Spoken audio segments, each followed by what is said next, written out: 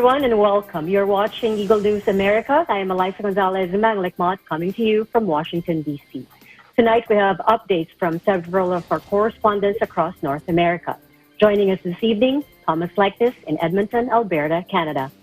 When researchers finally develop a COVID-19 vaccine, what's next? I'm Ellen Ramos in Washington, D.C. Mayor Bowser announces that the 2020-2021 school year for BC will all be virtual. Naya Dames in Gaithersburg, Maryland. The state of Maryland releases plans for school reopening fall 2020. With us also this evening is Myla Simbulan in Swarthmore, Pennsylvania. 50 million in grants available to first responders and fire companies affected by COVID-19 within the Commonwealth of Pennsylvania. And State of Delaware announces reopening school strategy for 2020-2021 academic year. In Sicklerville, New Jersey, we have Mayan Manzano-Guerzon. New Jersey Department of Health invests $32.3 million in local public health efforts. Jane Kathleen Gregorio in Corpus Christi, Texas, will report about Texas governors and the Health and Human Services extending flexibilities for Medicaid and CHIP providers during COVID-19 response. And Governor Abbott adds City of College Station as an official film-friendly Texas designation. Anna Cui in Las Vegas, Nevada. Nevada Governor Steve Sisolak extends emergency directive.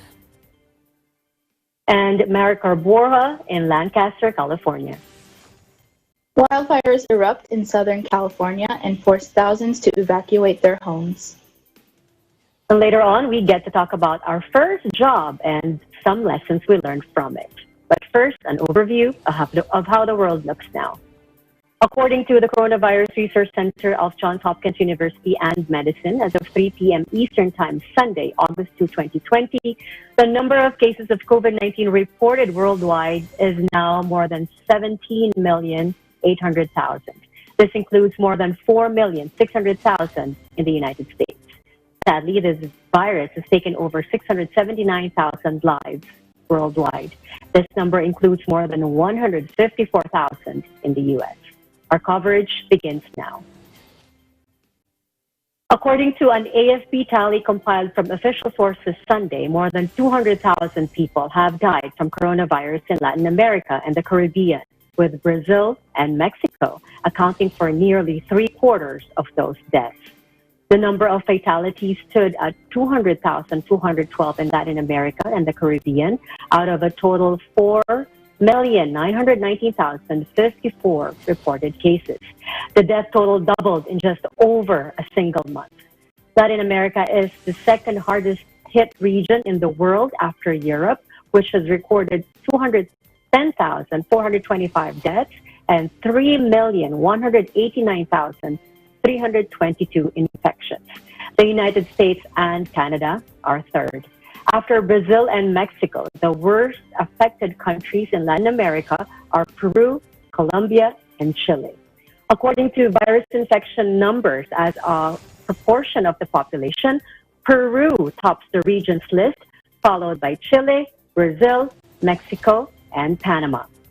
The tallies using data collected by AFP from national authorities and information from the World Health Organization probably reflect only a fraction of the actual number of infections. Many countries are testing only symptomatic or the most serious cases. Meanwhile, U.S. Treasury Secretary Steven Mnuchin, House Speaker Nancy Pelosi, and Senate Minority Leader Chuck Schumer say they have made progress and agree talks on the new coronavirus relief bill were productive. But both sides caution that they are not close to a deal. White House officials and Democratic congressional leaders meet for more than 3 hours Saturday, with more staff-level discussions on Sunday. Mnuchin says there is still work to do. Take a look.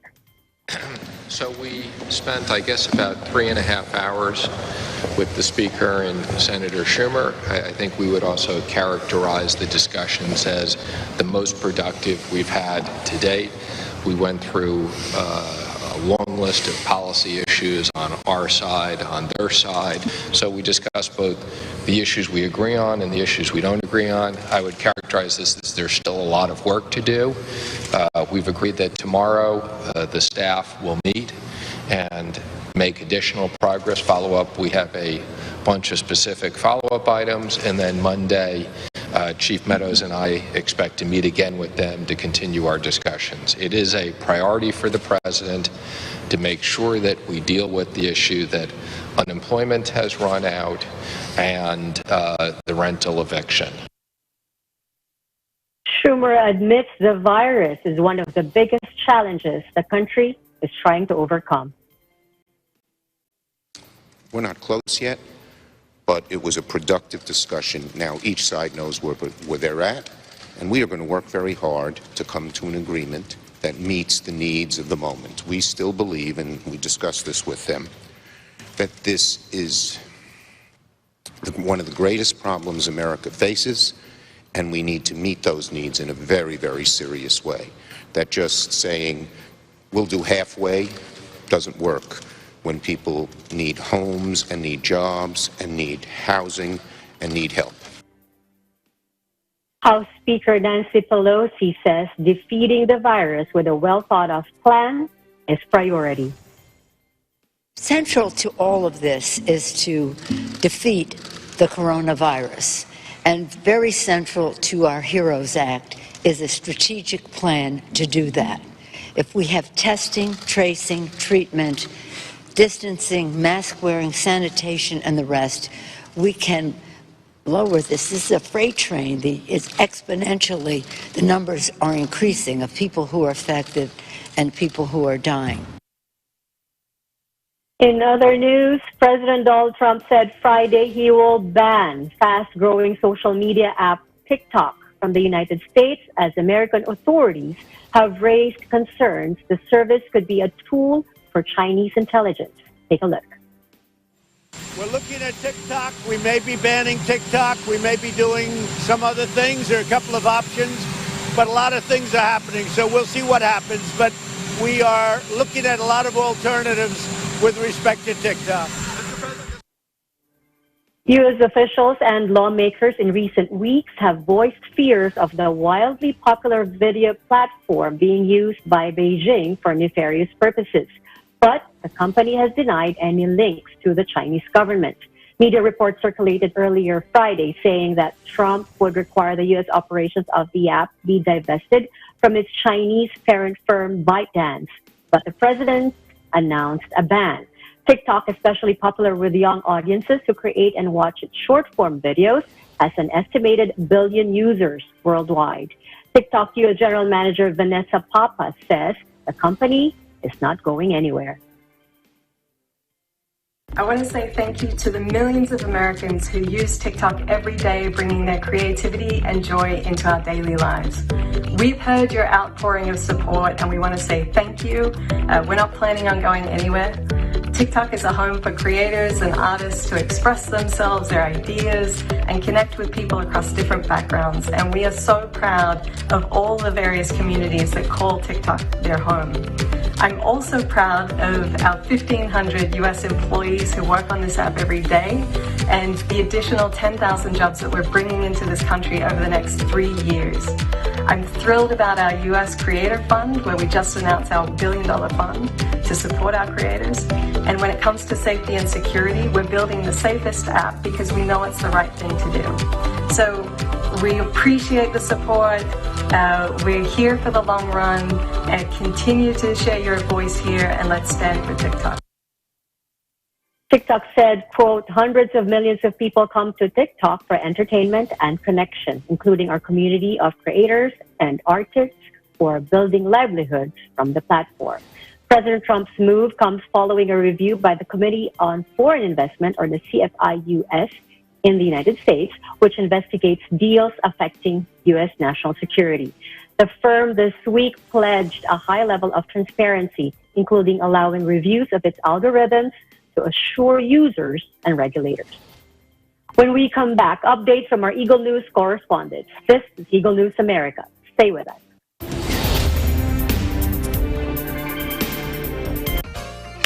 everyone, my name is MARCELITO POMOY. I'm the Filipinas Got Talent Season 2 Grand, wherein I'm the 4th runner-up of the America's Got Talent, the Champion Edition. Abangan po natin ang Part 2, tagisan ng galing dito lamang po sa Net 25.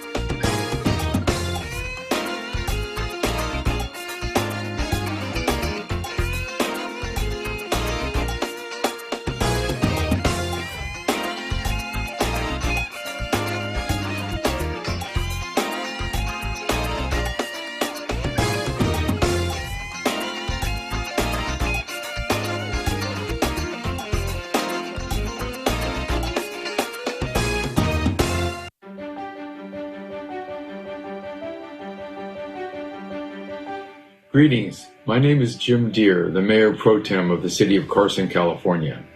Happy 106th anniversary to Iglesia Ni Cristo. I want to particularly thank your Executive Minister, Eduardo V. Manalo, for leading the church worldwide. I am a true witness to the good work the church does in Carson and throughout Southern California. I am glad the church is growing. The contributions to our community are greatly appreciated. Congratulations at Mabuhay Pocayo, Jim Deere, Carson, California.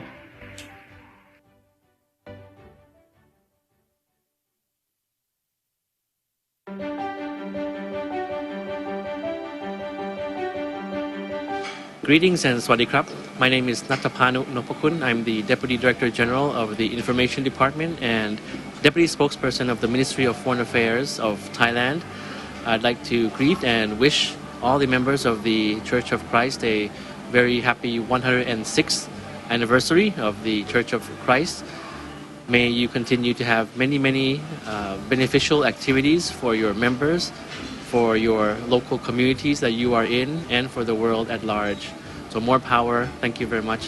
Salamat po.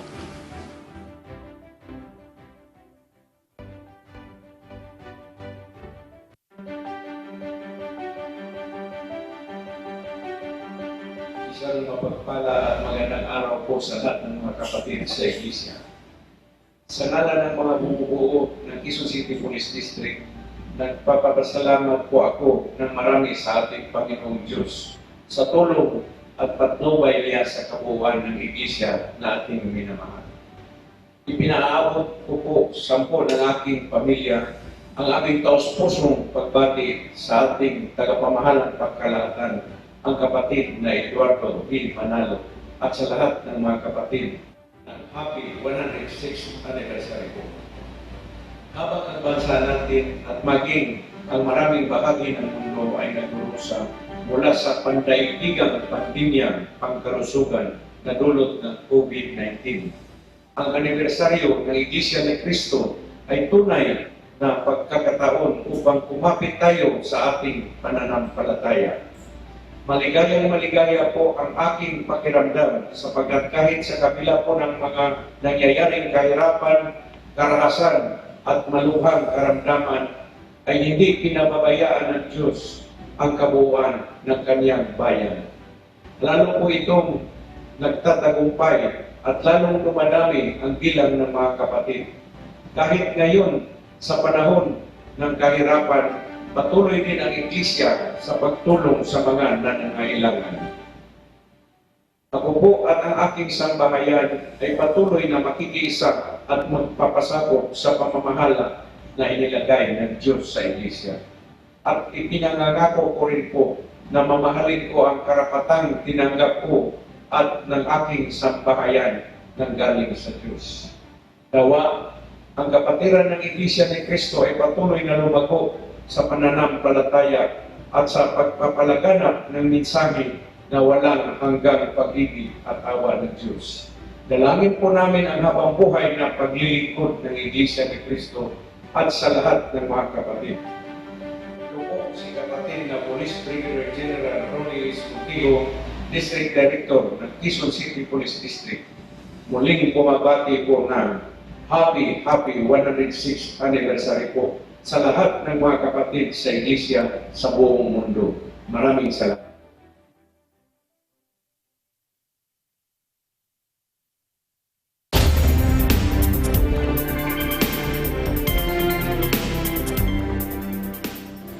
Welcome back. You're watching Eagle News America. I am Eliza Gonzalez Manglikmot in Washington, D.C. At present, there is a global anticipation for a COVID-19 vaccine to be developed as soon as possible. But when researchers finally develop this most awaited vaccine, what's next? And who belongs to the priority groups that'll get them first? In Edmonton, Bureau Chief Thomas Likeness joins us this evening. Hi, Thomas.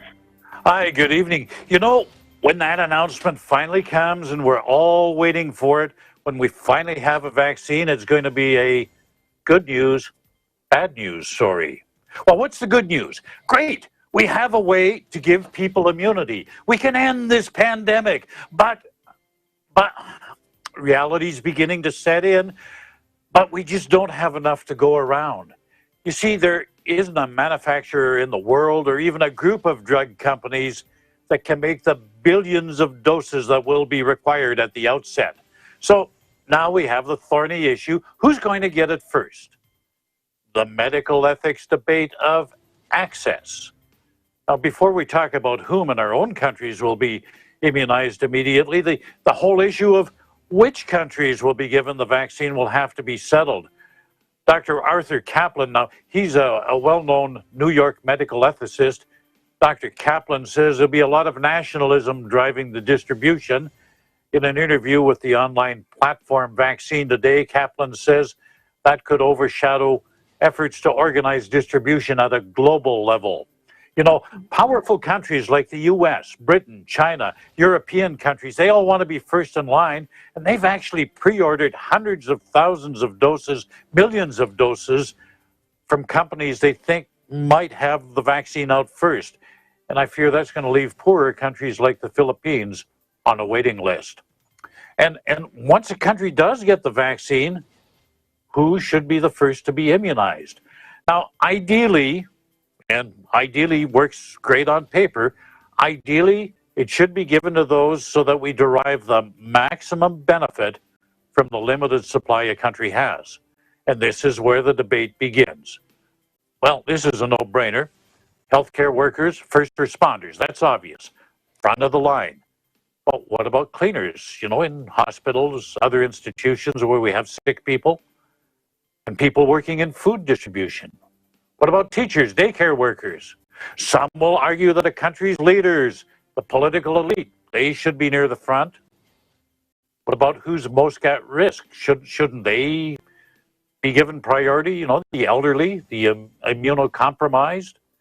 Should they get priority, or would it be better to use a scarce resource on people who are not so close to the end of their lives? What about certain ethnic groups who have a higher risk of becoming infected? You know, the list of who goes first, it's endless. Then we get to the issue of who's going to decide to say yes or no? What criteria is going to be used? Right now, there's been a lot of mistrust in the way the pandemic has been handled, and to avoid the same thing when a vaccine is developed, the rationing plans must be transparent. They must have an ethical basis. And then when there is enough vaccine available for everyone, will it be made mandatory? And that raises the whole issue. Does that violate a person's civil liberties? Lots of questions. Questions that leaders in every country should be figuring the answers out to now, not the day the vaccine is delivered. In the meantime, I wish you all good health. Take care of others, take care of yourselves, stay home, stay safe, and stay tuned to Eagle News for accurate and balanced coverage of the COVID-19 pandemic and other current affairs. In Edmonton, Canada, Thomas I. Likeness, Eagle News. We live in interesting times. Back to you, Eliza. Thank you, Thomas. Well, that's true. Referencing June 2020 member states briefing by the World Health Organization about global allocation framework applied to COVID-19 vaccines, they said the goal, Thomas, is, of course, to reduce COVID-19 mortality and to protect health systems that will significantly improve the well-being of populations and reduce the impact of the virus on societies and economies. Now, Thomas, WHO says to achieve this goal, like you've mentioned earlier, they have to prioritize population groups for the initial vaccination. And who are these prioritized populations? Healthcare system workers, which consists almost 50 million of the global population.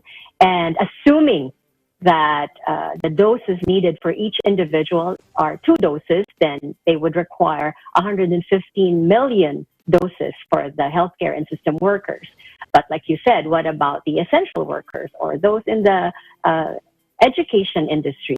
And the second population, as we all assume and we all know, it's the adults, 65 years old and above, which makes 650 million of the global population. And given that, the doses needed for them is around 1.5 million. And Thomas, the third group is what they categorize as other high-risk adults with comorbidities. And they make up 1.1 million of the global population, needing 2.6 million doses. So aside from identifying these prioritized populations, like you said, there is also a need to consider other factors like risk management and also what the WHO labels as product and country-specific factors. So what country gets them first? Considering the product supply and logistics, so which countries are easily accessible to deliver the vaccines to, and of course the country's context. So who falls under this consideration? I'm wondering, Thomas, do you think we in the news industry would fall under those considered first? Are we considered essential? We're considered essential. You know, if it was left up to politicians to decide, I think we would be right at the bottom of the list. I hope not.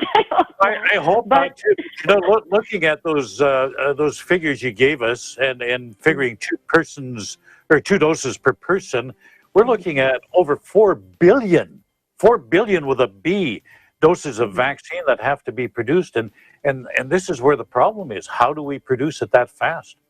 And like you said. Yes, like you said, we have to address it now rather than when the vaccine is available. We have to address this now and know who gets it first and who gets it next. You know, there's been a lot of countries, as I mentioned in the report, have already pre-ordered hundreds of millions of doses. They're gambling on the fact that Pfizer or one of the other big drug companies will come up with it first. So they've actually put in pre-orders for this. And I'm afraid is going to leave some countries at the end of the line, including my own, because we're still, as our government says, well, we're looking to negotiate. Well, we're going to end up negotiating our way to the end of the line. Well, everything remains to be seen, Thomas. We wait. We wait, and I can't wait till the end of this. Me too. Thank you for joining us, Thomas, and join us later for our group discussion. I will. In Washington, D.C., Mayor Muriel Bowser announces that the District of Columbia Public Schools will be all virtual for the academic year 2020-2021. Eagle News correspondent Imelin Ramos has the details. Imelin? Thank you, Eliza. 69 new positive COVID-19 cases were recorded August 1st, bringing the District of Columbia's overall positive case total to 12,274. The district also reported 1 additional COVID-19 death, bringing the total number of deaths of district residents to 586. Currently, Washington, D.C. is in phase 2 of their reopening. With so much uncertainty about when and if schools will reopen, it's hard to know how to prepare. At least for Washington, D.C., the question has been settled. D.C. Mayor Muriel Bowser announced that Term 1 of the 2020 to 2021 school year will begin on August 31 and end on November 6, 2020. The key part of the announcement is that school will be all virtual for students from pre-K to 12th grade. According to the mayor's office, quote, "The health, safety, and well-being of our students, staff, families, and community are our top priority. Flexibility will be key as we move forward, monitoring the conditions of our community and the health and well-being of students and staff. What if you don't have a device or internet access to participate in virtual learning? According to the press release of the mayor's office, students will be provided with the technology to participate in the virtual learning. Students and families are encouraged to visit bit.ly/DCPS Tech Survey or to call their school to inform them of your technology needs. So, what are the next steps? If your child is not yet enrolled, they should enroll at enrollcps.dc.gov. The next step after that is to complete the DCPS technology survey we mentioned earlier. Then just continue to stay tuned for additional information. All this information can be found in the mayor's website at mayor.dc.gov, or you can also visit dcpsreopenstrong.com. There's a wealth of information on the website, including how to apply for DC tuition assistance grant, and those who might be in need of special education services, English language support, and other special needs. As to what will happen in term 2 of the school year and whether or not the students will go back to the actual schools still remain to be seen. For now, DC residents can prepare for the upcoming virtual school year. So it looks like we can start our back-to-school shopping. Before I end, on the second day of August, I would like to greet Mayor Muriel Bowser a happy birthday. In Washington, D.C., I'm Melin Bondac-Ramos. Eagle News, we live in interesting times. Back to you, Eliza. Thank you, Imelin. Now, Imelin, as the fall term for schools is around the corner, some states and cities have already made a decision about how the school year will begin. Now, since Washington, D.C. has just announced and they've decided that all its public schools will be virtual, Imelin, could you give us an idea on how it will look like? Yes, Eliza. Well, my eldest son might soon be starting school, and so just like every parent, we're looking at all of our options. But in Washington, D.C., they posted sample school schedules, and it looks really nice. So depending on the age of the student, there are different schedules set up. So for example, for students that would attend kindergarten to 3rd grade, there will be 2 hours of live instruction, which would include subjects such as literacy learning, social studies, science, math, and there would also be time that doesn't include live instruction, well, that would include things like lunch, art, music, and independent practice. As to this being the best and effective way for virtual learning, well, only time will tell. We'll just have to see how the kids end up. Eliza. Imelin, you mentioned you have 2 boys, and your the older one is, I think, supposedly he should be starting school this fall. Yes. Now that it's all virtual, how do you, as a parent, prepare for this too? Are you more hands-on when it comes to teaching them? It is. I am hands-on, but then it's so hard. We're always fighting. My son are always fighting, but I try my best to keep calm. I am always calm, but he beats me to it. Okay, that's how it is when you're teaching your kids. It's more challenging. Well, thank you for joining us tonight, and we'll see you again later on in the show. Thanks, Imelin. Thank you. Be safe. Up next, more updates from our correspondents. This is Eagle News America. Stay with us.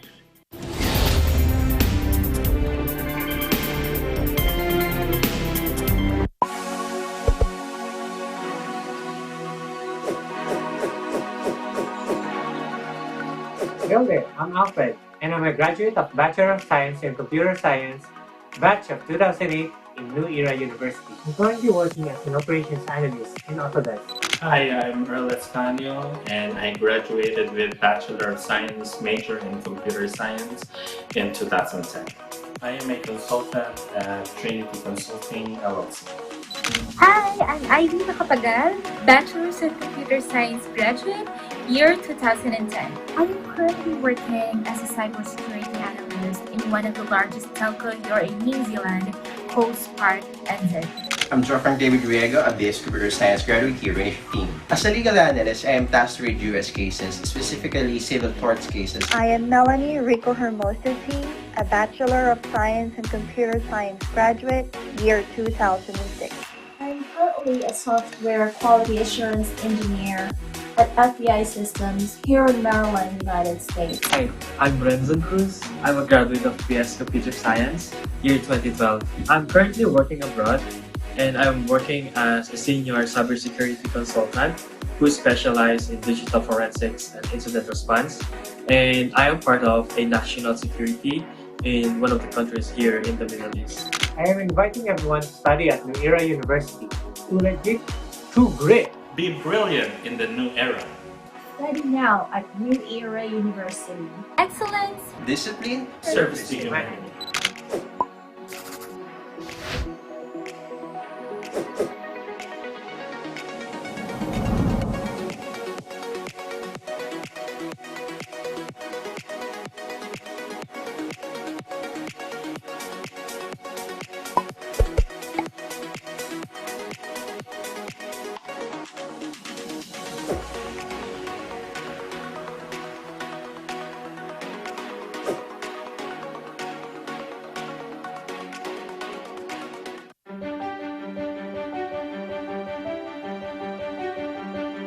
Taus-pusong pagbati sa pagdiriwang ng ika-106 na anibersaryo ng Iglesia ni Cristo. Idalangin natin ang mabilis na paglipas ng ating pinagdaraan ng pandemya at isapuso natin ang tunay na pagtutulungan upang tayo'y makapamuhay sa isang maayos at ligtas na kapaligiran. Naway magpatuloy ang ating pagtutulungan sa pagtuklas ng mga bagong karunungan at kaalaman sa ngalan ng makabuluhang agham at teknolohiya para sa pamayanan. Mabuhay! Isa rin ang inyong iglesia sa mga tumalima sa tagubilin na huwag munang magdaos ng mga malakihang gawaing pangrehiyon gaya ng regular na pagsamba. Naging ehemplo din kayo ng pagmamalasakit at pagtulong sa kapwa sa pamamahagi ninyo ng relief goods. Kinakatawan ko po ang pamahalaang panlalawigan ng Bataan sa pagpapaabot ng taus-pusong pasasalamat sa inyong iglesia.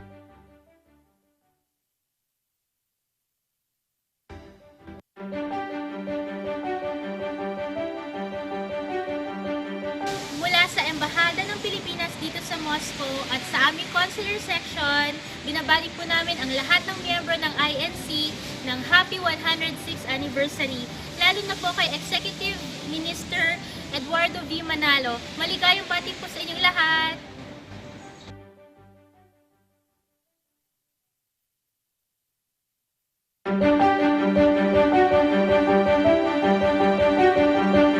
Best wishes to all members of Iglesia ni Cristo all over the world on your 106th anniversary.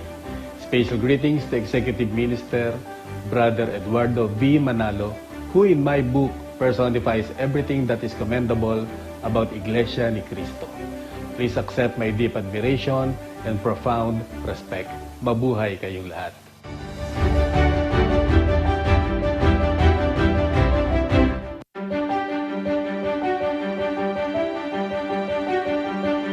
Greetings to all the members of the Iglesia ni Cristo from all over the world on your 106th anniversary. Special greetings, of course, to your Executive Minister, Brother Eduardo V. Manalo. Mabuhay po kayong lahat. Ako po si Arlene Escalante ng League of Parents of the Philippines.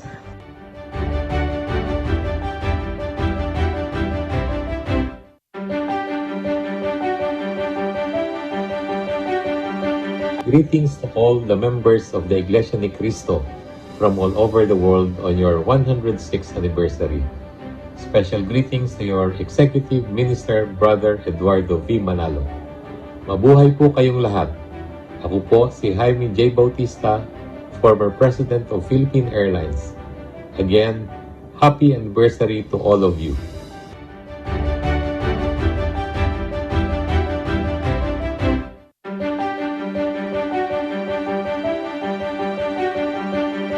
Maligayang pagbati sa lahat ng miyembro ng Iglesia ni Cristo sa buong mundo.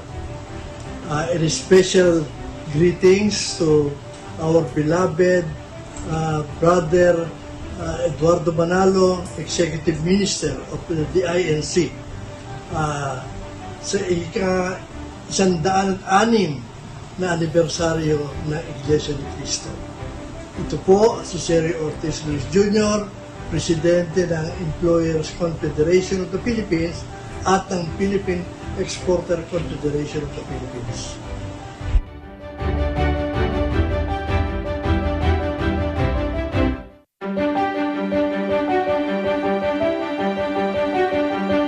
Malugod kong binabati ang buong sangkapatiran ng Iglesia ni Cristo sa pagdiriwan ng inyong ika-106 na anibersaryo. Hangad po ng buong pamilya ng Department of Agriculture na magpatuloy pa ang inyong paglilingkod sa sambayanang Pilipino. Kami nakikiisa sa inyong patuloy na pagpapayabong ng spiritual na pamayanan upang makamit natin ang pambansang kapayapaan at kaunlaran, lalong-lalo na nitong epidemya dulot ng COVID-19. Naway sama-sama nating maalpasan ang mga pagsubok sa tulong ng ating Poong May Kapal. Muli, maligaya at makabuluhang anibersaryo sa buong Iglesia ni Cristo dito sa Pilipinas at sa buong mundo. Mabuhay!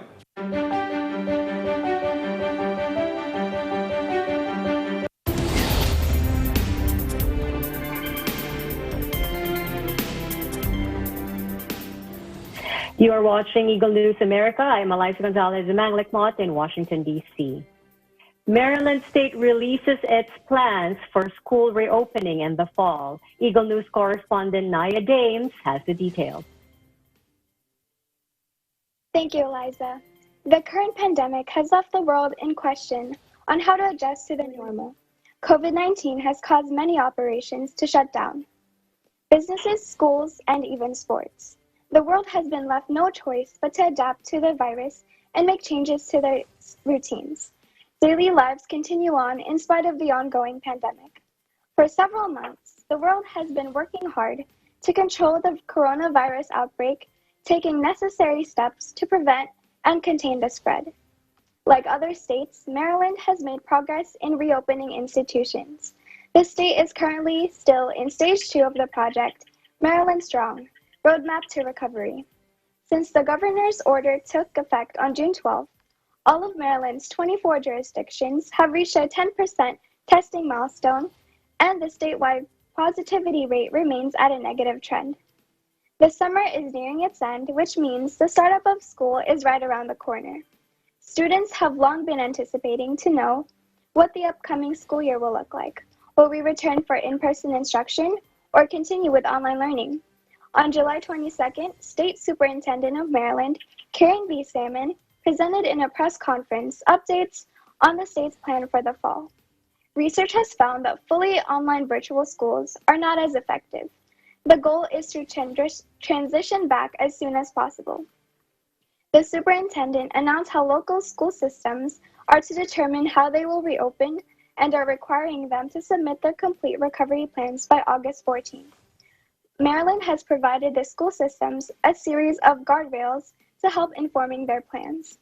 First, all must follow CDC guidelines for schools, which emphasize the importance of hand washing, physical distancing, and cloth face coverings, which must be worn by all students and staff. Second, all must comply with the state health protocols for addressing an outbreak, at least one laboratory-confirmed case of COVID-19.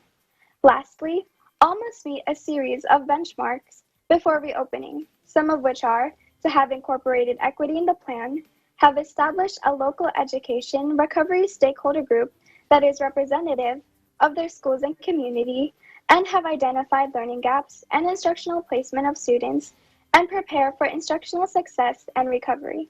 Salmon assured the public of the state's determination by revealing that $200 million is dedicated to providing students with up-to-date devices and connectivity, and invested in tutoring and learning programs. Overall, Maryland has committed a total surpassing $255 million in CARES Act funding for education priorities, an economic stimulus bill in response to the pandemic. Despite the state's progress, school districts have decided to take precaution by opting for virtual-only instruction for the fall. The choice to have virtual classes, in-person instruction, or a hybrid of the two was left for the counties to decide. Some Maryland counties that have already committed to beginning the year online are Anne Arundel, Baltimore, Baltimore City, Charles, Hartford, Howard, Montgomery, Prince George's, and Washington County. Their plan is to remain virtual only for at least the first semester. Counties are set to reassess in the coming months only if state and local health officials determine conditions to allow the return of students and staff. Meanwhile, Maryland and DC area private schools are crafting plans to reopen. Montgomery County Health Officer Dr. Travis Scales issued a county order requiring private schools to remain closed for in-person instruction through October 1st. When the time comes to return for in-person instruction in school, what will that look like? According to Maryland Together, Maryland's recovery plan for education, daily school operations will likely include increased health hygiene measures such as wearing masks, temperature checks, hand washing, frequent sanitation, and social distancing. There will be many changes such as seatings and desks kept at least 6 feet apart when possible, physical guides such as tape on floors and signs on walls, and physical barriers to ensure that all practice physical social distancing. As for school sports, social distancing, face mask coverings, and size of gathering are needed to meet current health and safety standards. As for school transportation, the number of students will be greatly reduced in order to meet CDC guidelines. The return of students and staff for in-person learning all rely on how timely and effective the state's recovery is. All that can be done is to continue to obey the health guidelines to ensure a speedy recovery. In Gaithersburg, Maryland, Naya Dames, Eagle News, we live in interesting times. Back to you, Eliza.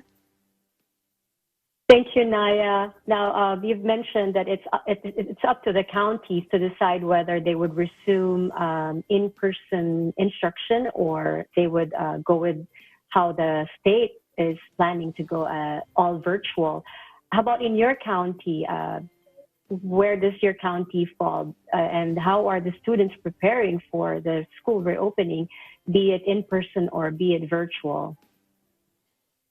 Students in my area, Montgomery County, we have they have planned for virtual only for at least the first semester of the school year.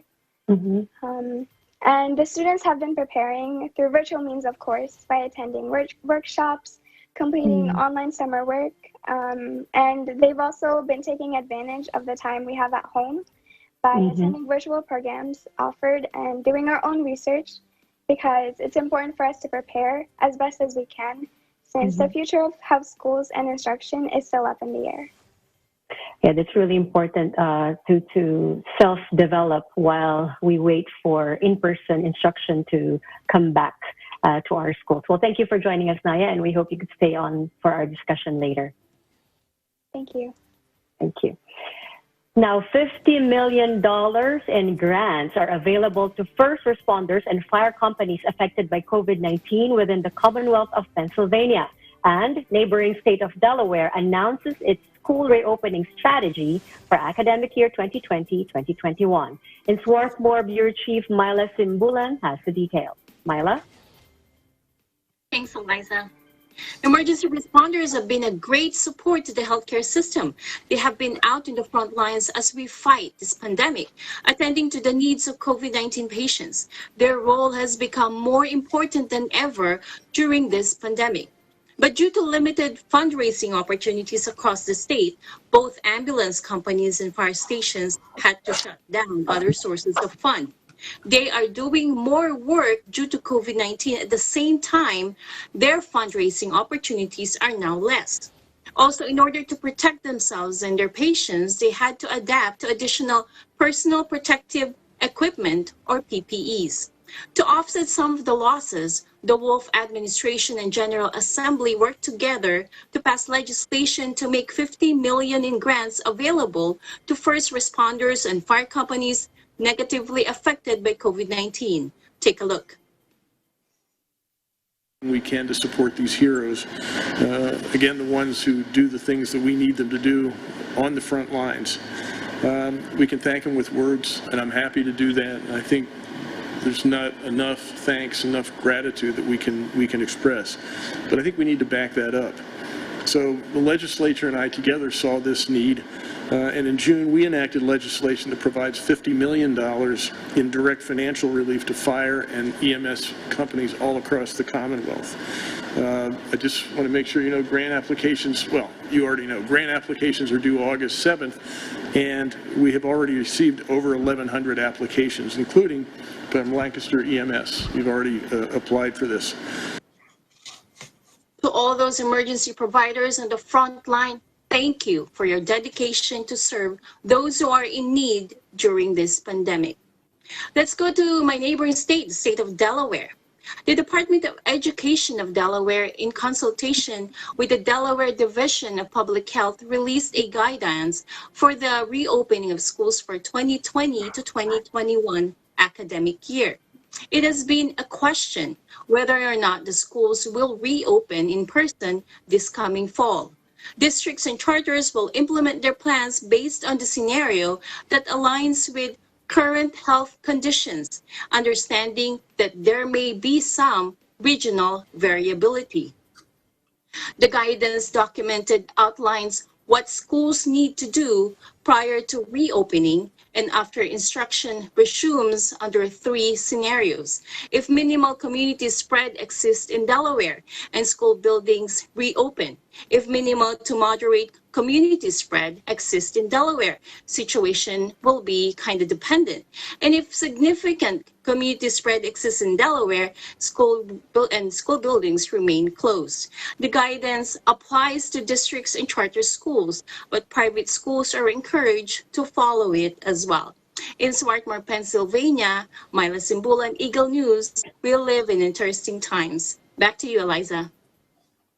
Thank you, Myla. Now we are talking about school reopening and the plans of each state and each county. Well, what are your plans as a parent of 3 kids going back to school this fall? You have a 5-year-old, a 9-year-old, and an 11-year-old. So how are the planning? How is the planning for those 3, Myla? Yeah, that's right, Eliza. I do have a 15-year-old. 11 going 12, and then also a 9-year-old. And the school district has been constantly sending us emails on what's going to happen this fall. They started actually end of May. So they're communicating with us, and it's kind of been changing all the time. But I already have plans for my kids. For my eldest, she's going.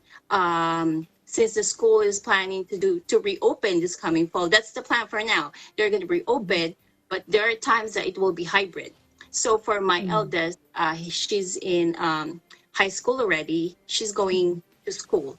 But for my 12-year-old and my 9-year-old, because I've seen them going out and you know how they react when they're outside. Like washing hands is not really their. It's challenging for them. I mean, I have to tell them all the time when to wash hands. So if they're going to go to school, I won't be there to tell them all the time when to wash their hands. So I'm planning. I already talked to them, and they're already okay with doing online classes. So it's going to be similar. They informed us, the school district informed us, that it will be similar to the cyber school it's been an ongoing here in Pennsylvania, but they will do the same similar thing in our school district. So that's my plan for the school year. Hope it works. It will work. It will work. It's similarly what the state is doing is planning for the reopening, and similar to that, we parents are planning also for our kids. Well, thank you for joining us, Myla. We'll see you later. Thanks, Eliza. Meanwhile, the New Jersey Department of Health invests $32.3 million in local public health efforts. In Sicklerville, we have Mayan Manzano Guerzon. Mayan? Thank you, Eliza. The New Jersey Department of Health on Saturday announced $32.3 million in federal funding will be awarded to county and local health departments to support COVID-19 response initiatives. Take a look. As we journey through this pandemic together, there is no group that is more important than our local health officials. Throughout this pandemic, local health departments have been working around the clock to prepare, respond to, and contain the spread of COVID-19. Earlier this year, the department allocated $5 million in federal funding to support the local health departments to carry out critical local public health efforts, such as investigating positive cases, contact tracing, providing guidance to long-term care facilities, standing up community testing sites, ensuring individuals have a safe place to quarantine, and a variety of other COVID-19 related activities. Today, we are further investing in the public health infrastructure by making $32.3 million in federal funding available to county and local health departments. $13.7 million of this CDC funding will be allocated to health departments in each of the 21 counties and the city of Newark, which are responsible for preparedness coordination in their jurisdictions. These 22 health departments are known as LINCS agencies. LINCS stands for Local Information Network and Communication Systems. This funding will allow these agencies to hire additional employees to coordinate testing, contact tracing, and isolation and quarantine activities in their communities in collaboration with the 99 local health departments. These new positions will provide data management and epidemiological support to all local health departments and contact tracing teams within their areas.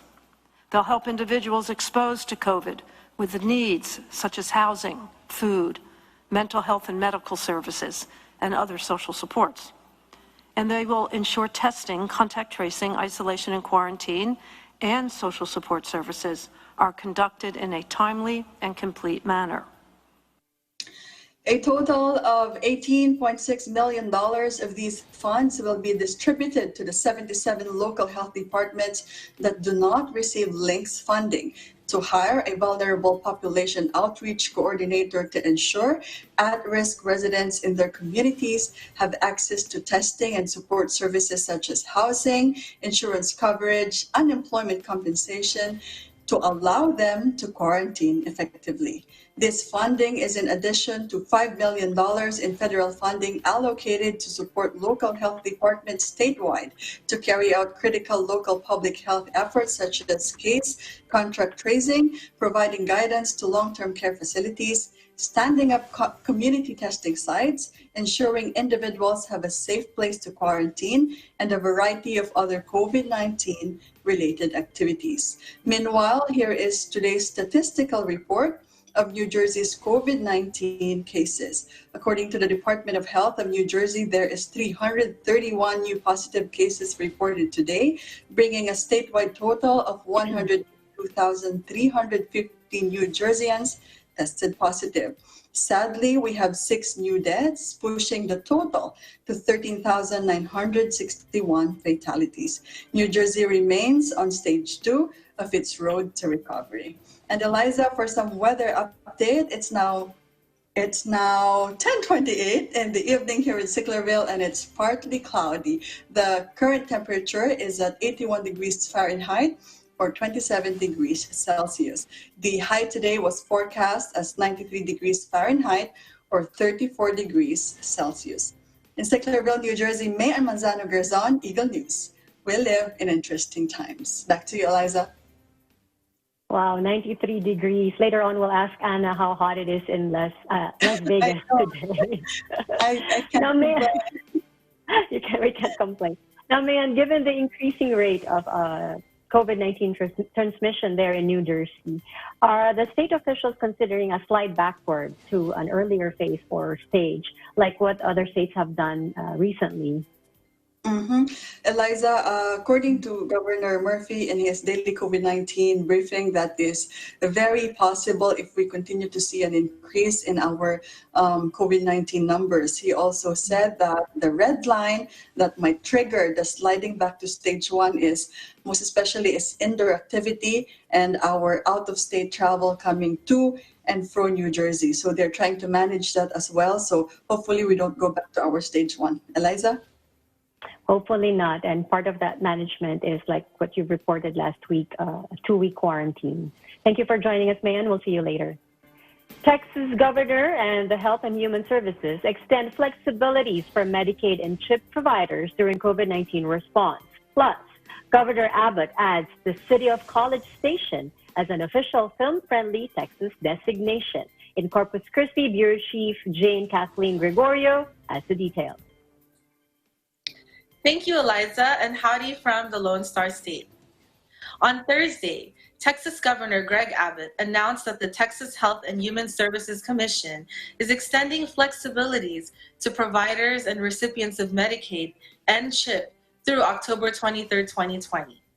These flexibilities will reduce face-to-face interactions and confirm that care for clients will continue during the COVID-19 response. Governor Abbott stated, the state of Texas is working to ensure continuity of care for CHIP and Medicaid patients as we respond to COVID-19. The flexibilities the state is providing will protect access to important care and resources that many Texans rely on for their health and safety.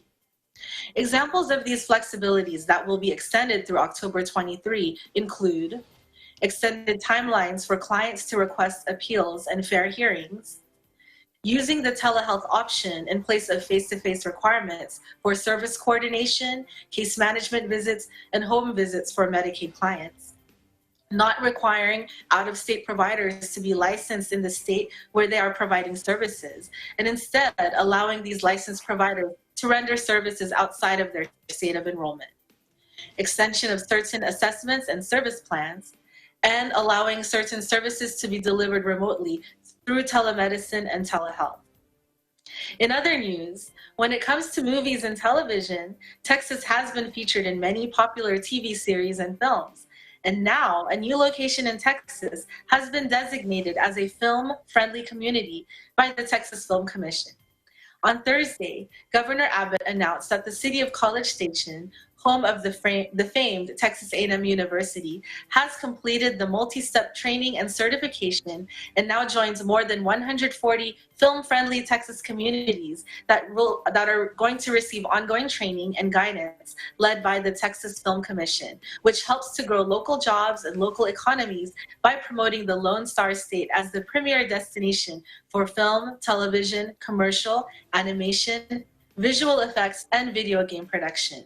As part of the Office of the Governor's Economic Development and Tourism Division, the Texas Film Commission has attracted $1.5 billion in local spending and created more than 154,000 production jobs across the state from 2007 to 2019. In Corpus Christi, Texas, I'm Jane Kathleen Gregorio, Eagle News. We live in interesting times. Back to you, Eliza. Thank you, Jane.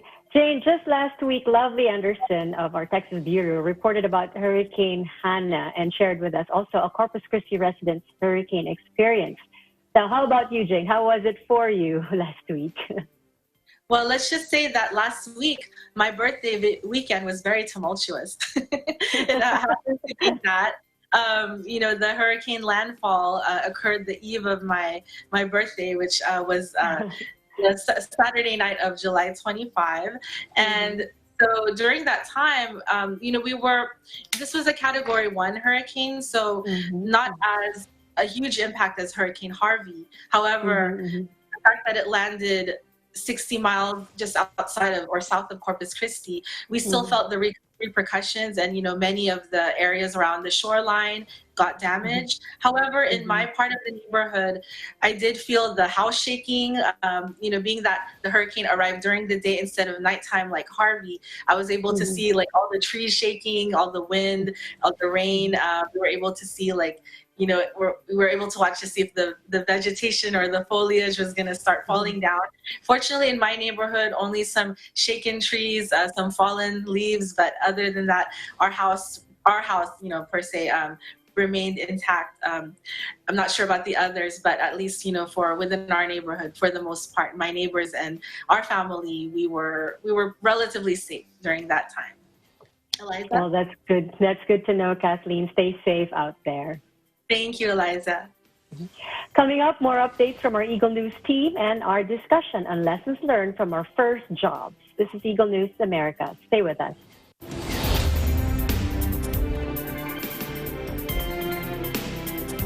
Hello po, ako po si Marco Sison. Abangan po natin ang part 2 ng Tagisan ng Galing dito lang sa Net 20.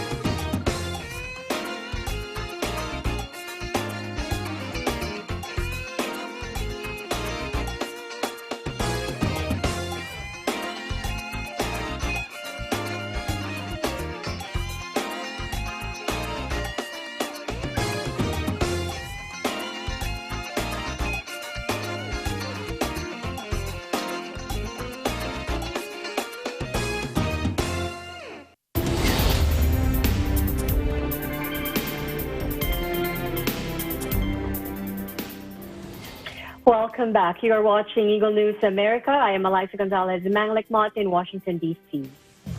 Nevada Governor Steve Sisolak extends emergency directives. In Las Vegas, we have Bureau Chief Anna Cui with the details. Anna?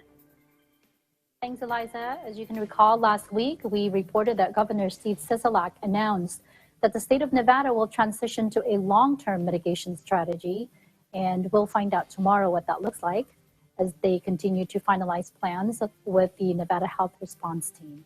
The current emergency directive was set to expire on July 31, 2020, and it was extended as of a few days ago, where it states that it is due to the intensity of the COVID-19 infections being exceedingly fluid here in the state of Nevada.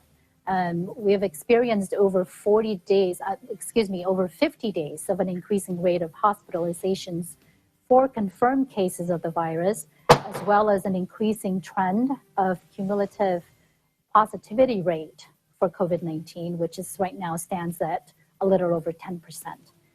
In the meantime, so we'll keep you updated with that as we hear some more information about it tomorrow. In the meantime, here's what else is going on here in Las Vegas.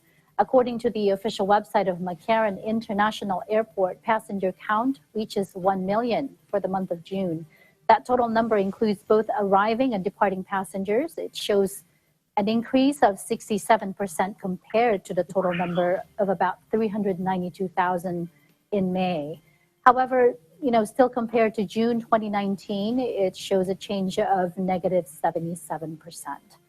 Now, there's been a decline of flight schedules in July as the number of COVID-19 cases increased across the nation, but the final report for July from McCarran is not yet available at this time.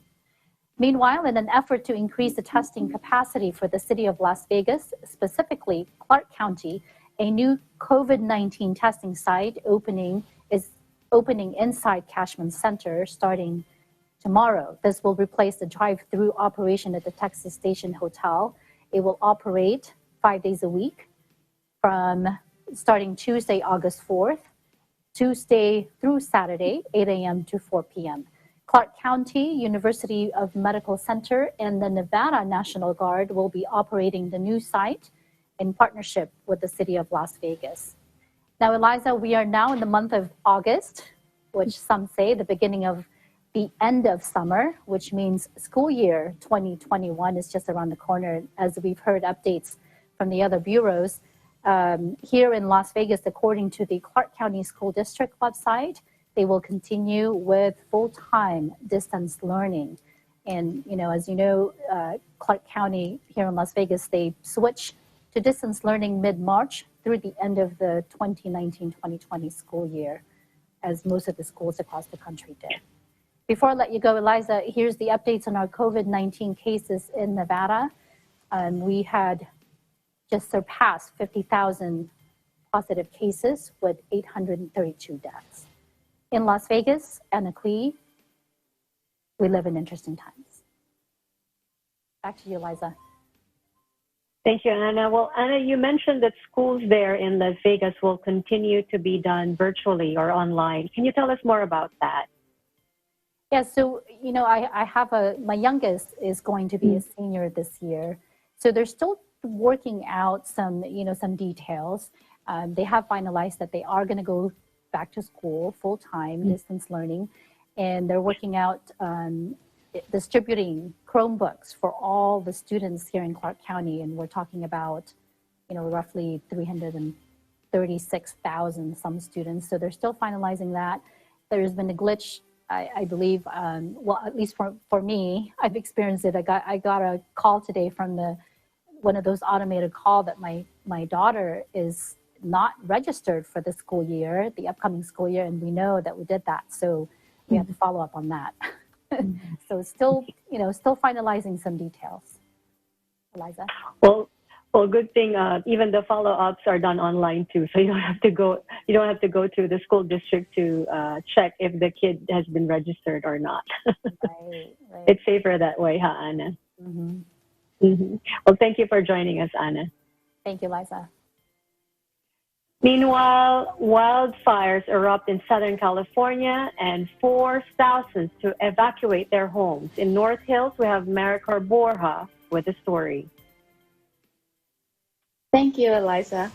Several wildfires, varying in sizes, have erupted in Southern California this past weekend across several counties, including Los Angeles. The high heat and windy conditions helped fires rapidly engulf thousands of acres of brush, fueling their march towards homes and forcing thousands of residents to evacuate. As of this Sunday morning, the Castaic fire, which occurred yesterday near Castaic Lake, was announced to be 50% contained by firefighters at 178 acres, and the dam fire in the Angeles National Forest was 80% contained at 220 acres.